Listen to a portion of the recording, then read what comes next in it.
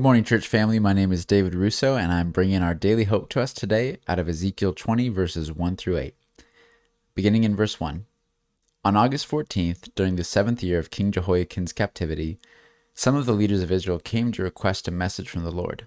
They sat down in front of me to wait for his reply. So they're sitting in front of Ezekiel here. Then this message came to me from the Lord.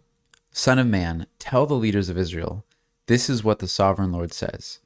How dare you come to ask me for a message? As surely as I live, says the sovereign Lord, I will tell you nothing. Son of man, bring charges against them and condemn them. Make them realize how detestable the sins of their ancestors really were. Give them this message from the sovereign Lord. When I chose Israel, when I revealed myself to the descendants of Jacob in Egypt, I took a solemn oath that I, the Lord, would be their God. I took a solemn oath that day that I would bring them out of Egypt, to a land I had discovered and explored for them, a good land, a land flowing with milk and honey, the best of all lands anywhere. Then I said to them, each of you get rid of the vile images you are so obsessed with. Do not defile yourselves with the idols of Egypt, for I am the Lord your God. But they rebelled against me, and they would not listen.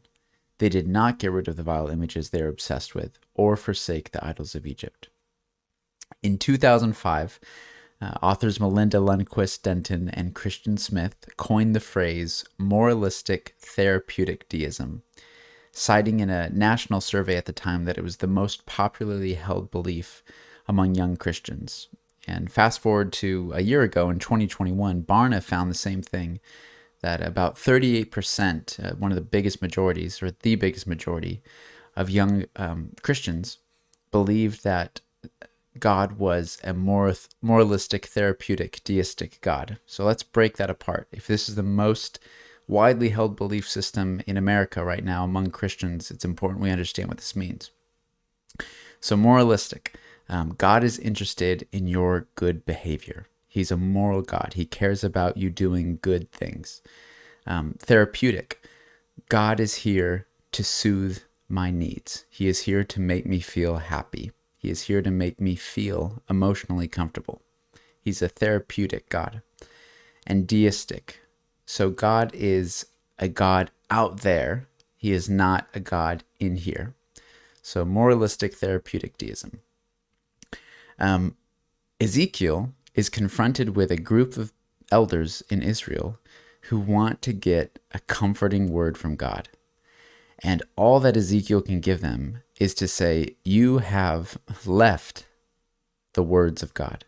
You have left the message that God has spoken to you in the past, and now you're looking for a word to comfort you.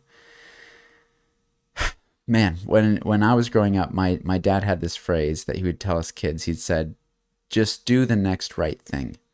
And I think that's an eternal truth. That's a truth that we're seeing here in Ezekiel 20, that the people are coming asking to get some sort of direction from God, and what they're confronted with is the fact that they haven't followed or obeyed the last direction, the last directive of God.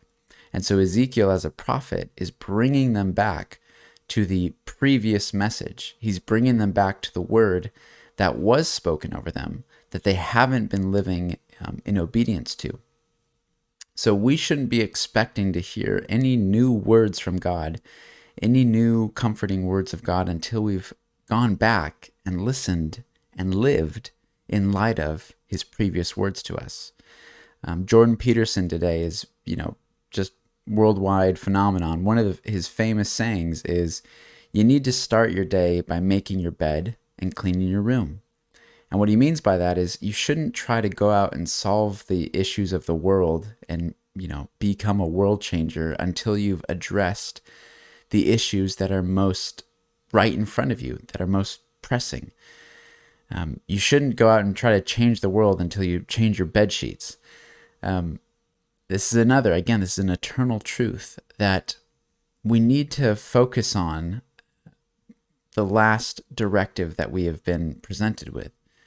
One of my all-time favorite authors, Brother Lawrence, this little book here, The Practice of the Presence of God, he has a way of putting it that I love. He says, to succeed in giving ourselves to God as much as he desires, we must constantly guard our souls. In addition to being involved in spiritual matters, the soul is involved in the things of this world.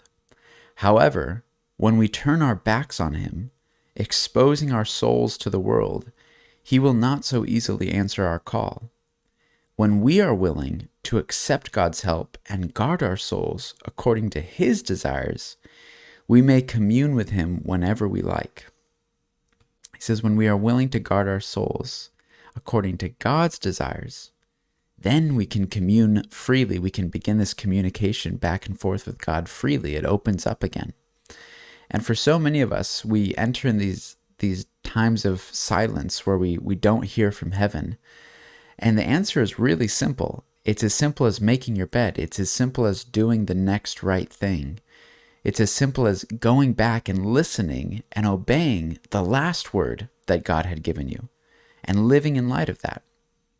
I don't know why it is, but we understand this in every other relationship except our relationship with God sometimes. If me and my wife are in a heated argument and in the dead middle of it, I just say, well, let's just change the subject.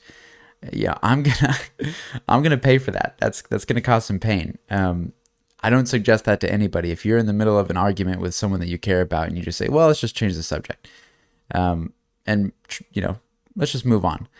That's not going to work out so well for you. But we kind of do that with God. We avoid the elephant in the room. We avoid the issue that he is most concerned about, the issue that is in alignment with his desires. And we want to change the subject and ask him to give us a comforting word to soothe us today. And church, the hope for us today, the daily hope is God has spoken.